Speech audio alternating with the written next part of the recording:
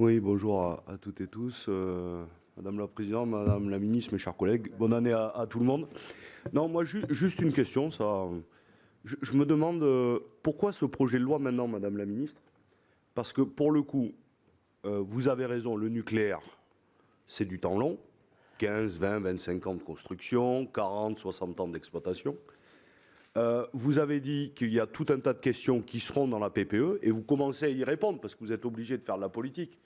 Parce que c'est un texte extrêmement technique, mais en même temps, on veut faire de la politique. Quel financement? Quelle filière industrielle? Quelle formation?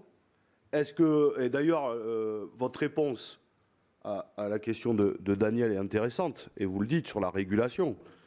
Qui va payer? Est-ce que c'est EDF? Mais si c'est EDF, est-ce que ça va rester dans l'arène? Quelle régulation? Voilà. Bon, donc, on a beaucoup de questions et de débats qui, pour le coup, devraient nous occuper maintenant et après avoir un texte technique. Moi, je me demande, et donc je vous repose cette question simple, pourquoi cet empressement à un texte extrêmement technique qui va raccourcir les délais de quelques semaines ou quelques mois, sauf sur une partie, sur les... évidemment, s'il y a contestation, alors qu'on devrait d'abord avoir le débat politique. Voilà. Je m'interroge depuis le début sur cet empressement-là à avoir ce texte ultra technique de 10 articles. Je vous remercie. Monsieur le sénateur Gay, ce texte il est important parce qu'en fait on a analysé la conduite du projet de nouvelle centrale nucléaire en faisant un rétro-planning. Et donc le dossier administratif et les dossiers de permis de construire doivent être adaptés dès maintenant si on veut effectivement livrer des réacteurs nucléaires dans 15 ans. Là aussi, ce sont des dossiers qui prennent plusieurs années. Ce projet de loi il permet de gagner plusieurs années. Et la coulée du premier béton, si on veut tenir cet objectif de coulée du premier béton à 5 ans, ça suppose que ce projet de loi soit adopté avant la fin du premier semestre.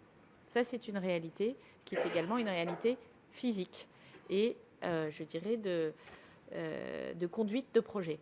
Donc moi, je prends mes responsabilités en tant que ministre et je ne mets pas en risque les projets. Et je ne mets pas en risque les projets. Même pour faire de la belle politique, je ne mets pas en risque les projets. Peut-être ma limite de personnes issues de la société civile, mais c'est peut-être aussi ma fierté. Ça, c'est le premier point. Vous aurez effectivement un débat sur le devenir de la régulation de l'AREN, puisque c'est la Commission européenne qui, enfin, c'est pas la Commission européenne, mais l'AREN se termine en 2025. Donc, par construction, il y a un schéma de régulation post-AREN qui doit être négocié avec la Commission européenne. Et je rappelle que sur ce qu'on appelle le design de marché de l'électricité, un certain nombre de positions ont été prises par la France, qui ont été très claires, notamment sur l'intérêt de découpler le marché du gaz du marché de l'électricité, sur l'intérêt d'avoir des consommateurs qui payent un prix qui reflète plus précisément ou plus objectivement la réalité de leur mix énergétique. Et la Commission européenne a mis sur la table au Conseil de l'énergie du 19 décembre un premier papier qui va dans ce sens avec l'utilisation de contrats par différence et de PPA comme éléments qui peuvent nous aider à mieux réguler le marché de l'électricité.